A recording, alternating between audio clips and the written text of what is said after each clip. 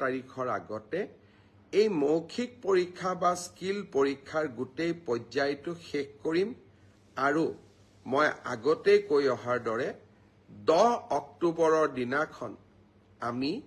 আপোনালোকৰ হাতত যোগ্যজনৰ হাতত নিয়োগ পত্ৰ তুলি দিবলৈ প্ৰচেষ্টা কৰিম 10 অক্টোবৰৰ দিনটোতে আমি পোষ্ট গ্ৰেজুৱেট টিচাৰ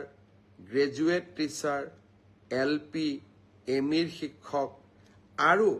স্বাস্থ্য বিভাগৰ বিভিন্ন পৰীক্ষাত উত্তীৰ্ণ হোৱা